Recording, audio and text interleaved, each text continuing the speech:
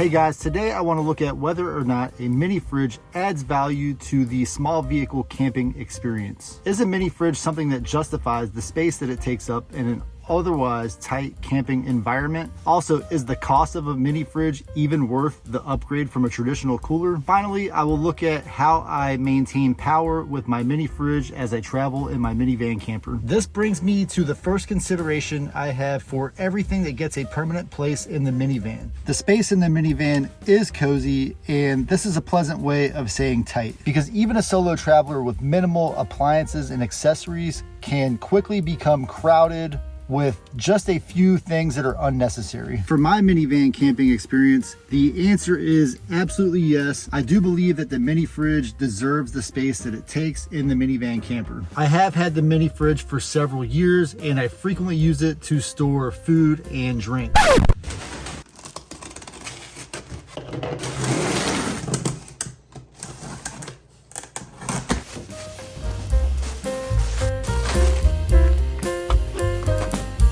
Your space might be a little different if you have a larger bed or carry other equipment. In that case, you might not have the extra room to accommodate the luxury of the mini fridge and the advantage of cold food storage that it brings. Please consider subscribing and give this video a thumbs up. So is this a luxury? Is it even worth the cost of upgrading? The upfront cost for a mini fridge like this can run at a minimum about $200, but it can quickly increase to over $1,000 for some premium brands. I tend to go with the cheaper models because the value of what you get versus what you pay doesn't necessarily go up with the price as much as you might expect. This JoyTutus model costs around $250, and it comes with a 2-year warranty.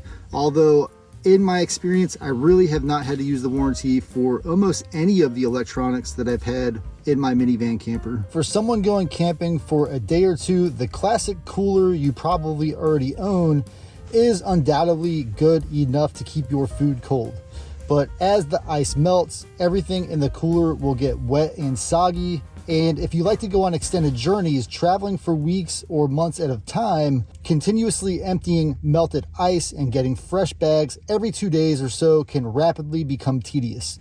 In this case, upgrading to an electronic mini fridge is probably worth the cost. With something like this, you can eliminate the cost of purchasing prepared food altogether. I'm not sure what the cost of the combo meal is, but if you are traveling for a long time, adding those up daily or sometimes up to 3 times a day can quickly outpace your budget. Additionally, that would require a trip to a restaurant that would take you from where you probably really want to be, which is out in nature. So how do I make sure that my mini fridge always has power? I use a power station and a solar panel for my epic minivan camping trips to keep my mini fridge powered. I have found this to be the most convenient way to keep power on. A 1,000 watt hour power station can keep a refrigerator running for 3 to 4 days without solar panel, but the addition of a solar panel can increase the runtime indefinitely. This small battery pack is essentially a life extender that can add several hours of additional capacity. If you're going for a weekend road trip, this could be all you need to keep the fridge running between stops. I am curious to see how this holds up over the next few years. I would like to see internal battery storage become a more standard feature on mini fridges like this, but I also understand that that could increase the base price for these items. Let's quickly discuss the base features of this mini fridge. This mini fridge does have a display with 4 buttons on it. They are locked right now, and if you want to unlock it, you hold the settings button for about 3 seconds. It has an operating range from -7 degrees Fahrenheit all the way up to 50 degrees Fahrenheit. It has a high, medium, and low battery setting, which if you are using this off of your vehicle, I would strongly recommend you keep it on the high setting. It also has an eco mode and a max mode, and in those modes, it will either run at about 38 watts of draw for eco mode, or it will run at about 45 watts for the max mode. So the accessory battery pack is putting out about 16.6 volts right now. It is not a regulated battery pack, so you cannot necessarily use this for something like a standard car outlet device. The JoyTutus 23 quart does have an operating voltage range from approximately 24 volts to 12 volts. So this will work in your big rigs or your diesel vehicle with a 24 volt system, and will also work in your standard vehicle outlet.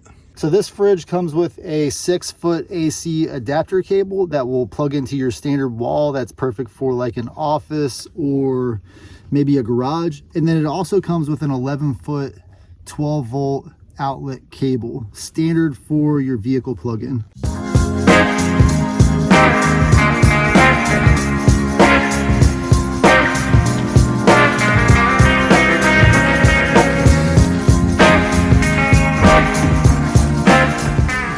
Out there.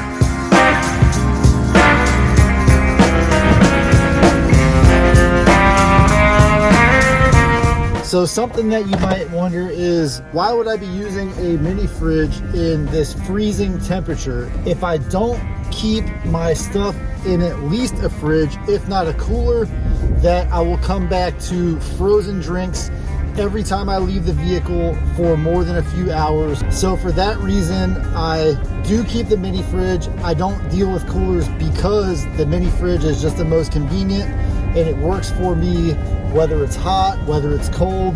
And I guess one last point would be that it keeps my food at a steady temperature. So usually the mini fridge doesn't tend to get much colder than the setting that I've had it on, unless we are talking about a very long, extended deep freeze.